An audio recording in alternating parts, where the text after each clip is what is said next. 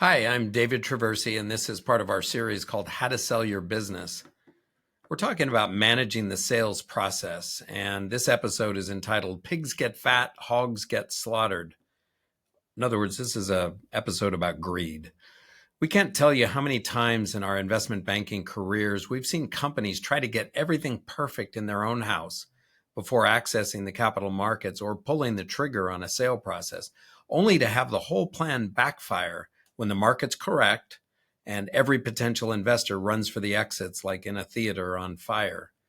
The timeless capital markets maximum is that an ideal situation for a company seeking an exit or capital is when the company is perfectly positioned and there is a tailwind in the capital markets. But those times are relatively rare. The more common situations are one, that the company is not in tip-top shape, but the market tailwind is strong. And two, the company is ideally positioned, but the market is blowing a headwind. In the first situation, deals are still very doable and often at very good valuations. In the second, they aren't, at least at anything above a fire sale price.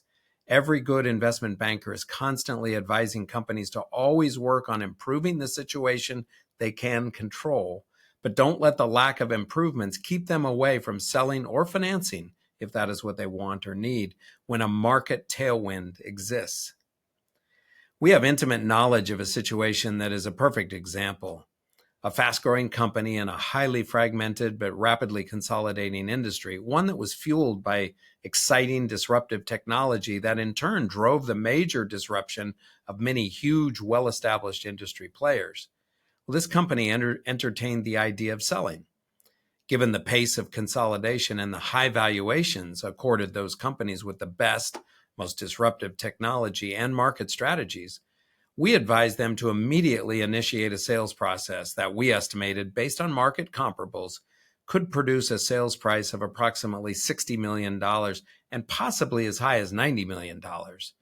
We advised that market frenzies in which it was immersed are infrequent and the company should hurriedly capitalize on the favorable conditions. The company and its investors, some of whom are name brand venture capitalists and should have known better, decided to focus instead on polishing the company's business model and execution, hoping that the company's improved performance and an even frothier market would produce an even higher valuation. Well, you know how this story goes.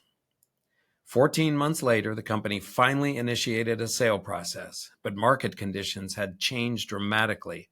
A full-blown industry shakeout was happening. Public company comparables had plummeted, and no one wanted or was able to go out on a limb and pay anywhere near what the company was worth just over a year before.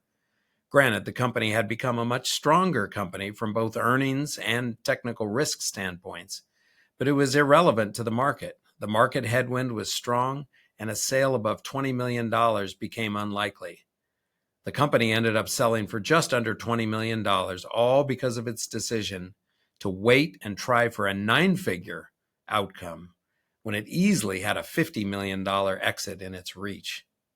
Thank you, and look for future episodes on how to sell your business.